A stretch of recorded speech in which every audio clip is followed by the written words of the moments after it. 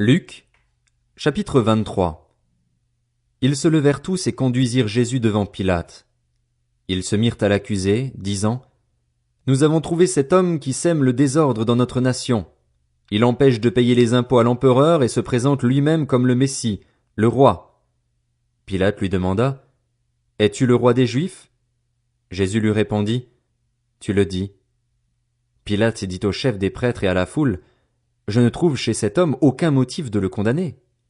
Mais ils insistèrent en disant: Il excite le peuple à la révolte en enseignant dans toute la Judée, depuis la Galilée où il a commencé et jusqu'ici. À ces mots, Pilate demanda si cet homme était galiléen. Lorsqu'il apprit qu'il relevait bien de l'autorité d'Hérode, il le lui envoya, car lui aussi se trouvait à Jérusalem ces jours-là. Lorsqu'Hérode vit Jésus, il en eut une grande joie, car depuis longtemps il désirait le voir à cause de tout ce qu'il avait entendu dire de lui, et il espérait le voir faire un signe miraculeux. Il lui posa beaucoup de questions, mais Jésus ne lui répondit rien. Les chefs des prêtres et les spécialistes de la loi étaient présents et accusaient violemment Jésus. Alors Hérode, avec ses gardes, le traita avec mépris et se moqua de lui. Puis, après lui avoir mis un habit magnifique, il le renvoya à Pilate. Ce jour-là, Pilate et Hérode devinrent amis, d'ennemis qu'ils étaient auparavant. Pilate rassembla les chefs des prêtres, les magistrats et le peuple, et leur dit: Vous m'avez amené cet homme sous prétexte qu'il excitait le peuple à la révolte. Or, je l'ai interrogé devant vous et je ne l'ai trouvé coupable d'aucun des actes dont vous l'accusez. Hérode non plus, puisqu'il nous l'a renvoyé. Ainsi cet homme n'a rien fait qui soit digne de mort. Je vais donc le relâcher après l'avoir fait fouetter. À chaque fête, ils devaient leur relâcher un prisonnier. Ils s'écrièrent tous ensemble: Fais mourir celui-ci et relâche-nous Barabbas. Cet homme avait été mis en prison pour une émeute qui avait eu lieu dans la ville et pour un meurtre. Pilate leur parla de nouveau dans l'intention de relâcher Jésus, mais ils criaient: Crucifie-le! Crucifie-le! Pour la troisième fois, Pilate leur dit: Quel mal a-t-il fait? Je n'ai rien trouvé en lui qui mérite la mort. Je vais donc le relâcher après l'avoir fait fouetter. Cependant ils insistaient à grands cris, demandant qu'il soit crucifié, et leurs cris l'emportèrent avec ceux des chefs des prêtres. Pilate décida de leur accorder ce qu'ils demandaient. Il relâcha celui qui avait été mis en prison pour émeute et pour meurtre, et qu'ils réclamaient, et il livra Jésus à leur volonté. Comme ils l'emmenaient, ils s'emparèrent d'un certain Simon de Cyrène, qui revenait des champs, et ils le chargèrent de la croix pour qu'il la porte derrière Jésus. Il était suivi par une grande foule composée de membres du peuple et de femmes qui se frappaient la poitrine et se lamentaient sur lui. Jésus se tourna vers elles et dit: Femmes de Jérusalem, ne pleurez pas sur moi, mais pleurez sur vous et sur vos enfants.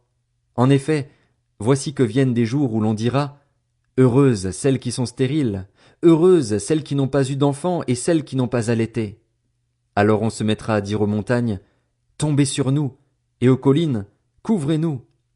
En effet, si l'on traite ainsi le bois vert, qu'arrivera-t-il au bois sec? On conduisait aussi 2 malfaiteurs qui devaient être mis à mort avec lui. Lorsqu'ils furent arrivés à l'endroit appelé le crâne, ils le crucifièrent là ainsi que les 2 malfaiteurs, l'un à droite, l'autre à gauche. Jésus dit: Père, pardonne-leur, car ils ne savent pas ce qu'ils font. Ils se partagèrent ses vêtements en tirant au sort. Le peuple se tenait là et regardait. Les magistrats eux-mêmes se moquaient de Jésus avec eux en disant: Il en a sauvé d'autres.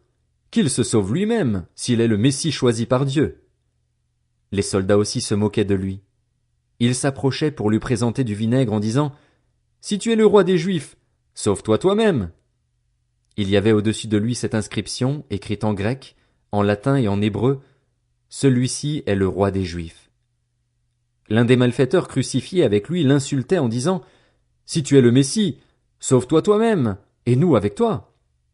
Mais l'autre le reprenait et disait: N'as-tu aucune crainte de Dieu, toi qui subis la même condamnation?